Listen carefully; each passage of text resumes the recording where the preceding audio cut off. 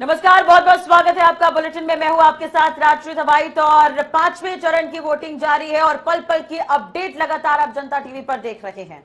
बिल्कुल, मैं हूं आपके साथ पूजा मोहन पांडे। 12 जिले, 61 विधानसभा और 692 ऐसे प्रत्याशी जिनकी साख, जिनकी किस्मत का फैसला आज होने वाला है। और सबसे बड़ी बात राष्ट्रीय ये है, 48 सिटिंग एमएलए, 2 निर्दलीय, वो 2 निर्दलीय जो 2017 में मोदी मैजिक की वेव को दरकिनार करते हुए भी विजयी हुए थे। मैं बात बाबागंज और कुंडा क्षेत्र की कर रही हूं, जहां से रघुराज प्रताप सिंह क्षत्रप माना जाता है। इनको 25 साल से लगातार जीतते चले आ रहे हैं और इनके खिलाफ पहली बार समाजवादी पार्टी ने दोनों ही सीटों पर कैंडिडेट उतारे। बिल्कुल, और इस बार पूजा इसलिए चुनाव दिलचस्प हो जाता है क्योंकि 5वें चरण तक हम पहुंच चुके हैं। सबसे ज्यादा सीटें इसमें हैं और सबसे अहम बात यह है कि 48 उम्मीदवारों पर भरोसा बीजेपी ने जताया है। 13 लोगों पर यहाँ पर अदला बदली जो हुई है तो उस पर भी देखना होगा, नजर उस पर भी रहेगी कि 13 लोगों में जो अदला बदली बीजेपी ने की है वो 10 तारीख को क्या कुछ रंग दिखाते हैं।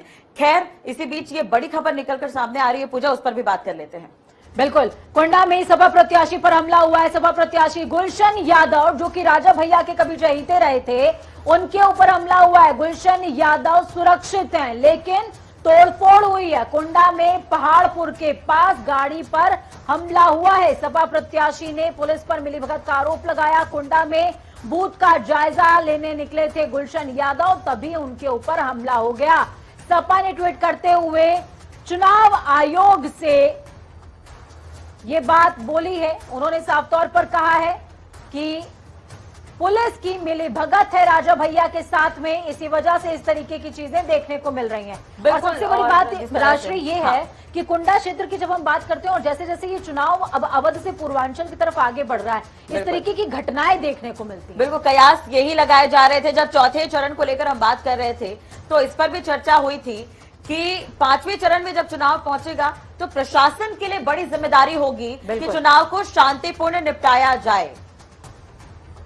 चलिए, विकास गुप्ता हमारे साथ में प्रतापगढ़ क्षेत्र से जुड़ चुके हैं। विकास, क्या कुछ अपडेट है ग्राउंड जीरो से आपके पास? ये कहा जा रहा है कि गुलशन यादव के ऊपर हमला हुआ है और ये हमला पुलिस की मिलीभगत का आरोप भी इस दौरान इसमें गुलशन यादव ने लगाया, राजा भैया के ऊपर भी आरोप लगाए। जी बिल्कुल, आपको बताना चाहेंगे प्रतापगढ़ जिले के कुंडा तहसील क्षेत्र के पहाड़पुर गांव की एक घटना है, जहां पर जो है गुलशन यादव ने आरोप लगाया हुआ राजा भैया और पुलिस के ऊपर जो है कि राजा भैया और पुलिस की मिलीभगत से जो है उनके ऊपर हमला किया गया है। गुलशन यादव जो है बूथ को जो है देखने के लिए निकले हुए थे, जहां पर इस दौरान ये घटना होती हुई है। बिल्कुल, एक तरह से देखा जाए तो विधानसभा का दंगल ये चल रहा है और तमाम संवाददाता हमारे साथ मौजूद है। ग्राउंड जीरो पर लगातार जो रिपोर्टर्स तैनात है वो पल पल की अपडेट दे रहे हैं, लेकिन इसी बीच जिस तरह से कयास लगाए जा रहे थे पूजा, वैसा ही कुछ देखने को मिल रहा है, यानी कि तस्वीर उस तरह की निकलकर सामने आ रही है। अब राजा भैया का अलग ही वर्चस्व है, तो आपसे ही समझना चाहेंगे कि अब इस तरह की स्थिति पैदा हुई है। सपा ने हालांकि इससे पहले भी कई तरह के ट्वीट किए हैं अनियमितताओं को लेकर। ये 5वें चरण में भी सपा का ये ट्वीट है, इस पर आगे अधिकारियों ने क्या कुछ कहा है? जी बिल्कुल, आपको बताना चाहेंगे कि अभी इस समय जो है भारी पुलिस बल वहां पर जो है मौजूद हो चुकी है। और पुलिस जो है जिस तरीके से समाजवादी पार्टी का ट्वीट आया है, जो है ट्वीट के आने के बाद ही प्रतापगढ़ पुलिस और भी सख्त हो गई है। प्रतापगढ़ डीएम जो है डॉक्टर नितिन बत्सल जो है मौके पर पहुंच रहे हैं। ठीक है, बहुत शुक्रिया विकास हमारे साथ जुड़ने के लिए, हम जानकारी साझा करने के लिए। तो इस बीच 12 जिलों की जो परसेंटेज है अभी तक 5वें चरण में अब तक 21.39% मतदान हुआ है। वहीं आपको बता दें कि 5वें चरण के अगर मत प्रतिशत की बात की जाए तो 21.39% मतदान, बाराबंकी की बात करें 18.44% मतदान हुआ है। तो वहीं अमेठी में 20.90% मतदान दर्ज किया गया है। सुल्तानपुर की बात करें 22.27% मतदान, गोंडा में 22.34% मतदान हुआ है। श्रावस्ती में अब तक 23.18% मतदान प्रतिशत दर्ज किया गया है। कौशाम्बी क्षेत्र की बात की जाए तो कौशाम्बी में 25.5% मतदान हुआ है। रायबरेली के सलोन सीट, सिर्फ एक सीट पर यहां पर चुनाव चल रहा है, 20.11% मतदान हुआ है। चलिए, अब अयोध्या में अगर हम बात करें तो 24.33% यहाँ पर मतदान हुआ है। प्रतापगढ़ की अगर बात करें तो 20.08% यहाँ का मतदान प्रतिशत रहा है। यानी कि एक तरह से देखा जाए तो पूरा 12 बजे का वक्त है और वोटिंग प्रतिशत जिस तरह से निकलकर सामने आ रहे हैं तो 5वें चरण में ज्यादा सीटें हैं और वोटिंग भी बम्पर हो रही है। लेकिन सबसे बड़ी बात राष्ट्रीय मेरे लिए शॉकिंग ये थी कि जिस तरीके से सिराथू सीट की अगर बात कर ली जाए, कौशाम्बी, जहां से डिप्टी सीएम केशव प्रसाद मौर्य खुद खड़े हुए हैं, वहां से भी कुछ देर पहले जब मैं बुलेटिन पढ़ रही थी, उस दौरान खबरें निकल करके सामने आ रही थी कि ईवीएम मशीन्स बहुत सारी खराब हो गई हैं, लेकिन अपेक्षाकृत जो वोटिंग परसेंटेज है वो काफी ज्यादा सेटिस्फैक्टरी है, इतना ज्यादा प्रॉब्लमैटिक नजर नहीं आ रहा है। ऐसे में जनता टीवी भी आपसे अपील कर रहा है कि घरों से निकलिए, वोट कास्ट कीजिए, वोट कास्ट करना बेहद जरूरी है। और वाकई जिस तरह से अनियमितता की आप बात कर रही हैं, सपा का चिन्ह भी नजर नहीं आया सिराथू में। बिल्कुल ये खबर निकलकर सामने आई थी और इससे पहले चौथे चरण में भी इस तरह की लापरवाही और तीसरे चरण में भी इस तरह की अनियमितता जो है वो देखने को मिली थी। चलिए बात कर लेते हैं इस वक्त की बड़ी खबर जो बाराबंकी से है। यहाँ पर पराहजी गांव में मतदान का बहिष्कार किया। एक बार फिर यही खबर, पराहजी गांव में यहाँ पर मतदान का बहिष्कार किया गया है। रास्ता पुल निर्माण को लेकर ग्रामीण नाराज हैं। बिल्कुल 433 मतदाताओं को डालना है अपना वोट, तहसीलदार के समझाने पर ग्रामीण फिलहाल मान गए हैं, वोटिंग शुरू हो गई है। बाराबंकी के रामसनेही घाट इलाके का ये पूरा मामला, जहां पर पाराहाजी गांव में मतदान का बहिष्कार ग्रामीणों ने किया है। चमन मिश्रा जुड़े हुए हमारे साथ में, चमन से समझेंगे। चमन, किस तरीके की ये तस्वीरें हैं? ग्रामीण हालांकि ये कहा जा रहा है कि मान गए हैं, लेकिन नाराज किस बात पर थे? देखिए, रामसनेही घाट तहसील के जो पाराहाजी गांव का पूरा मामला है, जहां पर नदी पर पुल बनाने को लेकर ग्रामीणों में नाराजगी देखने को मिली। उन्होंने मतदान का बहिष्कार किया। लंबे समय से यहाँ से जो विधायक हैं उनसे नदी पर पुल की मांग कर रहे थे लोग, क्योंकि आने जाने में उन लोगों को बहुत दिक्कतें हो रही थी। लेकिन जब इसका प्रशासन और विधायक ने इसकी पूर्ति नहीं की, तो आज मतदान के समय ग्रामीणों ने लगभग 3 घंटे का मतदान बहिष्कार किया। इसके बाद जब तहसीलदार पहुंचे तो तकरीबन 10 बजे यहाँ पर मतदान चालू हो चुका है। ऐसे में बड़ा सवाल है कि आखिर ग्रामीण जो मतदान बहिष्कार कर रहे हैं उनको आश्वासन तो दिया जा रहा है, लेकिन आगे क्या यह कार्रवाई पूरी होगी? ठीक है चमन, आप तमाम अपनी बातें पूरी कर रहे हैं, लेकिन इस बीच हम वो तमाम तस्वीरें भी दर्शकों को दिखा रहे हैं जिसमें ग्रामीणों ने किस तरीके से चुनाव का बहिष्कार किया, और बहिष्कार करने के बाद जो आला अधिकारी थे वो मौके पर पहुंचे हैं और उनको समझाया भी गया है। रास्ता, पुल, ये तमाम मांगे थी इन तमाम ग्रामीणों की। उसके बाद समझाइश करने पर वो मतदान के लिए मान गए हैं। ऐसे में जनता टीवी भी आपसे अपील कर रहा है कि देखिए, ये जो है एक लोकतंत्र का कहीं ना कहीं विरोध जताने का तरीका है राष्ट्रीय, लेकिन सबसे बड़ी बात यह है कि अगर आप वोट कास्ट नहीं करेंगे तो नाराजगी दिखाने का भी आपके पास अधिकार नहीं रह जाता है। अगर नाराजगी दिखानी है, अपनी बात रखनी है, तो वोट कास्ट करना पड़ेगा। 4 चरण हम देख चुके हैं पूजा, इस तरह की खबरें अक्सर निकलकर अब सामने आ रही है। 5वां चरण चल रहा है और कहीं ना कहीं अगर वोट डालना नहीं चाहते ग्रामीण तो अधिकारियों को पहुंचना पड़ रहा है वहां पर। अधिकारी हर बार समझाते हैं और उसके बाद ये वोट डालते हैं। ग्रामीणों को ये समझना होगा कि जो उम्मीदवार, जो प्रत्याशी उनके विकास के लिए सोचे, उन्हें वोट डाले तो शायद पुल वहां पर बन जाए। पुरस्कार मिले आपको, ज्यादा से ज्यादा इस एरिया का, हमारे विधानसभा का सबसे ज्यादा यदि पोलिंग हो गया तो पुरस्कार भी मिलेगा। ठीक है, गोंडा का रुख करेंगे। गोंडा से विपिन हमारे साथ में जुड़े हुए हैं। विपिन, मैं आपसे समझना चाहूंगी, गोंडा की अगर हम बात करें तो गोंडा में कुछ सीटें ऐसी भी हैं जिन पर समीकरण बहुत ज्यादा तगड़े देखने को मिल रहे हैं। ऐसे में आप से जब पहले मेरी बातचीत हो रही थी तो उस दौरान आपने कहा कि कुछ लोगों के टिकट काटे गए हैं, कुछ लोगों को टिकट बांटे गए हैं, और जिनके टिकट कटे हैं वो नाराज हुए हैं, कई अन्य पार्टियों में शिफ्ट हुए हैं। मैं आपसे ये समझना चाहूंगी और मेरे माध्यम से तमाम दर्शक भी, कि शिफ्टिंग तो हो गई है दूसरी पार्टी में, लेकिन जो वोटर सिंबल पर वोट दे रहे थे, क्या वो भी शिफ्ट हो जाएंगे क्या?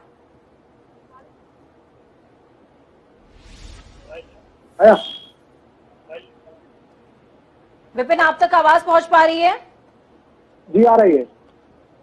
विपिन, सवाल मेरा सीधा तौर पर आपसे है कि आपने बोला कई लोगों के टिकट काटे गए हैं, लेकिन जिनके टिकट कटे हैं और जो दूसरी पार्टी में अब शिफ्ट हो गए हैं, उनके क्या कोर वोटर्स भी शिफ्ट हो जाएंगे इतनी जल्दी? जी पूजा, हम आपको बताना चाहेंगे कि कंडलगंज विधानसभा में मौजूदा विधायक जो अजय प्रताप सिंह लल्ला भैया थे, वो भाजपा से मौजूदा विधायक थे, उनका टिकट काट दिया गया। टिकट काटने के बाद में यहाँ के अजय कुमार सिंह को टिकट दिया गया। वो उन्होंने अपनी बगावती तेवर अपनाया और वो समाजवादी पार्टी को समर्थन दे दिया। अब दोनों घरानों की वर्चस्व जो ताक दांव पर लगी हुई है कि इस बार वो अपनी सीट बचा पाते हैं या नहीं बचा पाते हैं, वो तो आने वाला समय बताएगा। लेकिन आपको बताना चाहेंगे कि आजादी के बाद से 2 ही घराने में राजनीति सिमट कर रह जाती थी, कभी भभुआ कोर्ट में और कभी बरगदी कोर्ट में। लेकिन इस बार भारतीय जनता पार्टी ने यहाँ से भभुआ कोर्ट के जो प्रत्याशी योगेश प्रताप सिंह है, उनकी और योगेश प्रताप सिंह की कड़ी टक्कर दिख रही है। मौजूदा विधायक जो थे लल्ला भैया, उनका टिकट काटा गया। आपको तस्वीरों के माध्यम से हम बूथ दिखा देते हैं, आप देख सकते हैं यहाँ पर महिलाओं की संख्या ज्यादा दिख रही है, बढ़ चढ़ के महिलाएं यहाँ पर मतदान कर रही हैं। आपको बताना चाहेंगे कि गोंडा में इस समय वर्चस्व की जंग चल रही है, साख दांव पर लगी है। कैसरगंज ठीक है विपिन, मनकापुर का हाल बताइए, क्योंकि रमापति शास्त्री जो हैं वो यहाँ से चुनावी ताल ठोक रहे हैं, लेकिन सबसे बड़ी बात यह है कि इस बार जो हालात हैं वो 2017 से अलग हैं।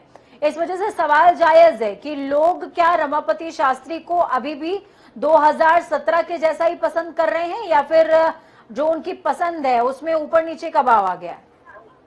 जी पूजा, आपको बताना चाहेंगे मनिकापुर विधानसभा में मौजूदा मंत्री है, कैबिनेट मंत्री रमापति शास्त्री, उनकी साख दांव पर लगी है। उनके बंदी है जो कि रमेश गौतम समाजवादी पार्टी से उनको समर्थन मिला है। इस बार वहां पर भी कड़ी टक्कर मिल रही है, क्योंकि लेकिन कहा भी ये भी जाता है कि जिस तरह मनिकापुर राजघराने के लोग जिस तरफ जाते हैं उस तरफ वहां से विधायक चुन लिए जाते हैं। अब वही मनिकापुर राजघराना का सहयोग और हाथ रमापति शास्त्री के ऊपर होता दिख रहा है। अब देखने वाली बात ये होगी कि 10 तारीख को पता लगेगा कि वहां से किसके ऊपर तिलक लगता है, तो आने वाला समय बताएगा, लेकिन कांटे की टक्कर देखी जा रही है। वहीं आपको बात करें गौरा विधानसभा की, तो गौरा विधानसभा में प्रभात वर्मा जो कि मौजूदा विधायक है, और वहां से राम प्रताप सिंह कांग्रेस जो कि कड़ी टक्कर दे रहे हैं समाजवादी पार्टी से आशीष विद्यार्थी है, तो वहां त्रिकोणीय लड़ाई बनती दिख रही है।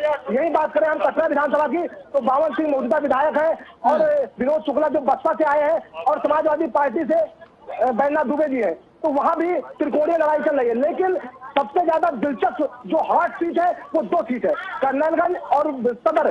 कर्नलगंज में मौजूदा विधायक से उनका टिकट काटा गया, तो योगेश प्रताप दोनों घराने एक हो गए अपनी सीट बचाने के लिए। लेकिन वही कहीं ना कहीं इस बार कड़ी टक्कर है। जो एक युवा, एक नौजवान था, वो भारतीय जनता पार्टी ने उनको समर्थन दिया है, और अब दोनों में टक्कर दिख रही है। अब जीत किसकी होगी? ठीक है विपिन, आपका रुख वापस से करेंगे, लेकिन राष्ट्रीय जिस तरीके के तमाम तस्वीरें विपिन साझा कर रहे हैं, वो तस्वीरें बेहद दिलचस्प इसलिए भी हो जाती हैं क्योंकि देखिए कई छत्रपों के टिकट इस बार काट दिए गए, तो उन्होंने बागी सुर भी इख्तियार किए हैं। और ये चौथे चरण में सपा के साथ देखने को मिला था, लेकिन इस बार ये बीजेपी में नजर आ रहा है कि जिन्होंने बगावती तेवर अपनाए, अब उनका क्या परिणाम है, खैर वो तो 10 तारीख को ही पता लगेगा। लेकिन जिस तरह से वोटिंग चल रही है उस पर भी नजर डाल लेते हैं। अमित संवाददाता हमारे साथ न्यूज रूम से इस वक्त जुड़े हुए हैं, मेरे सहयोगी। अमित, आपसे ही समझना चाहेंगे क्या कुछ वोटिंग प्रतिशत है अभी तक का? जी बिल्कुल, अलग अलग जिलों का जो अभी तक का वोटिंग परसेंटेज है वो मैं आपको बता देता हूं। सबसे पहले अगर हम बात करें बाराबंकी की, तो बाराबंकी में अभी तक कुल 18.44% मतदान हुआ है। और शुरुआती दौर में हमने देखा था कि बहुत ज्यादा कम यहां पर वोट्स थे, लेकिन अब लग रहा है कि जो रुझान है वोटर्स का वो बढ़ता हुआ दिख रहा है पोलिंग बूथ की तरफ। और इसके बाद अगर हम बात करें अमेठी की, तो यहां पर बाराबंकी से भी ज्यादा 20.90% मतदान हुआ है। इसके बाद अगर सुल्तानपुर की बात करें तो 22.27% मतदान सुल्तानपुर में हुआ है। गोंडा में अभी तक 22.34% मतदान हुआ है। और गोंडा के बाद अगर हम श्रावस्ती की बात करें, जो शुरुआती दौर से ही हम देख रहे हैं कि काफी आगे है वोटिंग परसेंटेज में, यहां पर 23.18% मतदान हुआ है। कौशांबी में अभी तक 25.5% मतदान हुआ है। रायबरेली की सलोन सीट पर 20.11% मतदान हुआ है। बहराइच में अभी तक 22.9% मतदान हुआ है। प्रयागराज में 18.26% मतदान है। चित्रकूट में 25.69% मतदान है। अयोध्या में, जो कि काफी चर्चा में भी है इस वक्त, 24.33% मतदान हुआ है। प्रतापगढ़ में अभी तक 20.08% मतदान हुआ है। ओवरऑल अगर हम 5वें चरण की बात करें तो अभी तक विभिन्न जिलों में कुल 21.39% मतदान हो चुका है। और उम्मीद यही है कि ये जो परसेंटेज है वो जब शाम 6 बजे तक की वोटिंग जारी होगी तब तक और भी ज्यादा बढ़ता जाएगा। वोटर्स घर से निकलेंगे और अपने मताधिकार का प्रयोग जरूर करेंगे। वाकई, और ये 5वें चरण का चुनाव इसलिए भी काफी अहम हो जाता है क्योंकि इस बार तमाम दिग्गज जो है, यानी कि अगर हम बात करें कैबिनेट की, तो कैबिनेट के आधा दर्जन मंत्री इस बार जो है वो उम्मीदवार है, उनके लिए वोट डाले जा रहे हैं। चलिए बात कर लेते हैं इस वक्त की बड़ी खबर है जो बाराबंकी से है। वोट डालते युवक का वीडियो वायरल हुआ है। फेसबुक पर मतदान करने का वीडियो युवक ने पोस्ट कर दिया। कुलदीप यादव नाम बताया जा रहा है युवक का जिसने पोस्ट किया है। बाराबंकी की सदर विधानसभा क्षेत्र का ये पूरा मामला बताया जा रहा है। तो बड़ी खबर, अहम जानकारी आपको दे रहे हैं बाराबंकी से, जहां पर वीडियो वायरल हुआ है वोट कास्ट करते हुए। बार बार जनता टीवी आपसे अपील कर रहा है, इस तरीके की जो है हरकतें नहीं होनी चाहिए। लोकतंत्र को सशक्त करने की जिम्मेदारी हमारी है, हम नागरिक हैं और जिम्मेदार देश के जिम्मेदार नागरिक है, तो जिम्मेदारी से वोट कास्ट कीजिए। बाराबंकी से चमन हमारे साथ में जुड़े हुए हैं, चमन का रुख कर लेते हैं। चमन, क्या कुछ ये पूरा मामला है और इस युवक पर क्या कार्रवाई सुनिश्चित हुई है अभी तक? देखिए मैं बता दूं कि ये बाराबंकी की सदर विधानसभा का मामला है, जहां पर युवक ने मोबाइल से ईवीएम में वोट डालते हुए अपना वीडियो बनाया, जिसके बाद उसे सोशल मीडिया पर कई लोगों को, सपा के जो दिग्गज नेता हैं उनको टैग करते हुए उस वीडियो को पोस्ट किया है। उसने लिखा है कि इस बार धर्मराज की जीत पक्की। जो समाजवादी से लगातार 2 बार विधायक और तीसरी बार पार्टी ने फिर उनको भरोसा जताते हुए उम्मीदवार बनाया। ये सिलसिला सिर्फ यही नहीं रुका, ईवीएम का वीडियो वायरल होने के अगर हम बात करें तो जयपुर विधानसभा में भी अमरीश रावत के पक्ष में वीडियो वायरल हुआ, कुर्सी विधानसभा क्षेत्र में साकेंद्र प्रताप वर्मा के पक्ष में वायरल हुआ, और यहाँ के प्रत्याशी जो साइकिल से हैं राकेश कुमार वर्मा, बेनी बाबू जो यहाँ के दिग्गज नेता थे, कुर्मी नेता, उनके बेटे के पक्ष में भी मतदान करने की जो है वीडियो वायरल हुआ। तो कहीं ना कहीं ये जो वीडियो वायरल होने का मामला है, ये एक नहीं, बाराबंकी से कई वीडियो जो है सोशल मीडिया पर ईवीएम में वोट डालने के वायरल हो रहे हैं। अगर हम कार्रवाई की बात करें तो अभी तक इन पर कोई कार्रवाई नहीं हुई, हालांकि प्रशासन ठीक है। चमन, आपका रुख वापस से करेंगे क्योंकि और भी तमाम खबरें हमारे पास और समीकरणों पर भी बातचीत करेंगे। बाराबंकी के मौजूदा समीकरण क्या कह रहे हैं, लेकिन उससे पहले बड़ी खबर, बाराबंकी में बूथ संख्या 355 पर ईवीएम खराब होने की खबर है। 1.5 घंटे से लाइन में मतदाता लगे हैं, शिकायत के बावजूद ईवीएम बदली नहीं गई है। कुछ देर बाद दूसरी ईवीएम भी खराब हो गई। सोचिए, हम बार बार अपील कर रहे हैं मतदाताओं से कि घर से निकलिए, वोट कास्ट कीजिए। साहब घर से तो निकल जाएंगे, पोलिंग बूथ तक तो हम पहुंचा देंगे उनको, लेकिन वो वोट कहां कास्ट करेंगे? ईवीएम मशीन में ही ना। जब मशीन ही खराब रहेगी तो वोटिंग परसेंटेज बढ़ेगा कैसे? बिल्कुल, चमन लगातार हमारे साथ बने हुए हैं। एक तरह से देखा जाए तो वाकई लापरवाही भी है। पहली ईवीएम थी वो खराब हुई, दूसरी ईवीएम लगाई गई वो भी खराब हो गई। चमन, अभी क्या कुछ अपडेट है? क्या मतदान वहां पर शुरू हो पाया है या अधिकारियों ने उस पर संज्ञान लिया है? किसी तरह की वहां पर मशक्कत करते हुए नजर आ रहे हैं क्या अधिकारी? देखिए बिल्कुल, मैं बता दूं कि सदर विधानसभा के 355 नंबर बूथ का मामला है, जहां पर पहले एक ईवीएम खराब हुई थी, जिसके बाद वहां पर मौजूद जो वोटर थे उन्होंने शिकायत की तो उसको बदला गया। उसके बाद दूसरी ईवीएम भी खराब हो गई, तो कहीं ना कहीं उससे घंटों मतदान बाधित हुआ है। उसके बाद मौके पर जो आला अधिकारी पहुंचे प्रशासन के, उसके बाद ईवीएम चेंज करवाई गई और अब फिर से मतदान सुचारू रूप से चालू हो गया। ऐसे में जनता टीवी भी तमाम लोगों से अपील करता है कि जो लोग घरों में बैठे हैं वो पहुंचे और 100% मतदान करें। जी बिल्कुल, ठीक है। चमन, आपका रुख वापस से करेंगे और जब वापस आपके पास आएंगे तो बातचीत हमारी समीकरणों को लेकर के होगी, तो प्लीज उसके लिए थोड़ी सी प्रिपरेशन रखें आप। और इस बीच कुंडा से बड़ी खबर है, जहां पर सपा प्रत्याशी पर हमला हुआ था। ये खबर हमने आपको थोड़ी देर पहले बताई है। गुलशन यादव फिलहाल सुरक्षित है, राष्ट्रीय ऐसा कहा जा रहा है, लेकिन तोड़फोड़ हुई है। कुंडा में पहाड़पुर का ये पूरा मामला है। बिल्कुल, और गाड़ी पर ही हमला हुआ। सपा प्रत्याशी ने पुलिस पर मिली भगत के आरोप लगाए हैं। अब चलिए ब्यूरोक्रेट्स तक ये मामला पहुंच गया है। कुंडा में बूथ का जायजा लेने के लिए गुलशन यादव पहुंचे थे। अब सपा ने ट्वीट कर चुनाव आयोग से इस पूरे मामले पर शिकायत की। बिल्कुल, पूरे मामले पर शिकायत कर दी है चुनाव आयोग से समाजवादी पार्टी ने। इस बीच तौकीर हमारे साथ में जुड़े हुए हैं। तौकीर, आपसे समझना चाहेंगे, सुबह से ही हमारी जो पैनी निगाह है, जनता टीवी की पैनी निगाह, वो इस सीट पर बनी हुई है। ये सीट बेहद इंपॉर्टेंट, क्योंकि गुलशन यादव कभी रघुराज प्रताप सिंह के खेमे से ही ताल्लुक रखते थे। उनको वो टेक्निक पता है, वो टैक्टिक्स पता है कि कैसे वोट खींचना है। और जब हम कुंडा क्षेत्र की बात करते हैं तो मेरे जहन में 2017 और 2017 से पहले 2012 और भी तस्वीरें दिखा रहे हैं तमाम दर्शकों को कि कैसे ये पूरा मामला, पूरा घटनाक्रम हुआ है। गाड़ी की ये तस्वीर देखिए, गाड़ी के कांच बुरे तरीके से तोड़ दिए गए हैं। तौकीर, मैं आपके पास आऊंगी। देखिए, हम लगातार 2012-2017 के अगर आंकड़ों की बात करें या उस दौरान जिस तरीके की तस्वीरें सामने आती थी उसकी भी बातचीत अगर मैं करूं तो तौकीर, ऐसी ही तस्वीरें उस टाइम पर भी सामने आती थी, लेकिन पार्टी कुछ और होती थी, लोग कोई और होते थे, आरोप कहीं और होता था।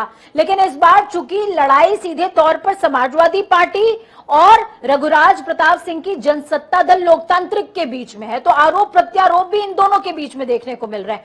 तो क्या इसको हम सीधे तौर पर वर्चस्व की खींचतान समझें? जी बिल्कुल, प्रतापगढ़ का नाम आता है तो गढ़, जो उसके साथ में ही प्रतापगढ़ के साथ जुड़ा हुआ है गढ़, तो जाहिर तौर पर गढ़ बचाने की चुनौती है। और इसीलिए जो आज प्रतापगढ़ का चुनाव है बेहद संवेदनशील माना जा रहा है। अभी कुछ देर पहले अभी गुलशन यादव पर हमला हुआ, उनकी गाड़ी में तोड़फोड़ हुई, तो कहीं ना कहीं जो वर्चस्व है ये बहुत अहमियत रखता है आजम प्रतापगढ़ में। और दूसरी बात ये भी है कि गुलशन यादव भी कोई बहुत ऐसे प्रत्याशी नहीं है जो बहुत सोफिस्टिकेटेड हो, बहुत पढ़े लिखे हो या बहुत ज्यादा उस माहौल से आते हो जहां पर सिर्फ चुनाव या जनता की बात होती है। जाहिर तौर पर वो राजा भैया के साथ जुड़े रहे लंबे समय तक और कई मामलों में उनका नाम भी आया, यहाँ तक कि जियाउल हत्याकांड में भी उनका नाम था, जिसमें आरोप लगे कि समाजवादी पार्टी ने ऐसे कैंडिडेट को मैदान में क्यों उतारा। लेकिन अखिलेश यादव सीधे तौर पर जो विरोध में उतरे रघुराज प्रताप सिंह के, उसका जो नतीजा है वो गुलशन यादव है। गुलशन यादव को उन्होंने इसलिए मैदान में उतारा क्योंकि उसी खेमे से आते थे। और आज इस हमले के बाद अब कहीं ना कहीं जो सवाल है वो उठ रहे हैं, क्योंकि पुष्पेंद्र सिंह समर्थक हैं रघुराज प्रताप सिंह के, उनके ऊपर सवाल उठे हैं कि उन्होंने ये हमला कराया है, उनके समर्थकों ने हमला किया गुलशन यादव पर। फिलहाल ये पूरा मामला अभी कुछ देर पहले हमारे साथ ही यहाँ पे डीएम और एसएसपी यहाँ पर मौजूद थे, जो पूरा एक काफिला भाग रहा है कुंडा थाने की ओर। और आपको बता दें हम भी कुंडा में ही खड़े हैं इस वक्त, और जो चेकिंग है वो हम आपको दिखाएंगे तस्वीरों में कि पुलिस ने जो पहरा है वो बढ़ा दिया है। सड़कों पर पुलिस की मुस्तैदी अचानक बढ़ गई है और डीएम और एसएसपी पूरे काफिले के साथ, लाल लश्कर के साथ अब वो पूरा भ्रमण कर रहे हैं इलाकों में। और इस घटना के बाद क्योंकि ये प्रतापगढ़ के बारे में एक और आपको दिलचस्प बता दें कि यहाँ पर 6 महीने से ज्यादा कोई भी पुलिस कप्तान नहीं रुका।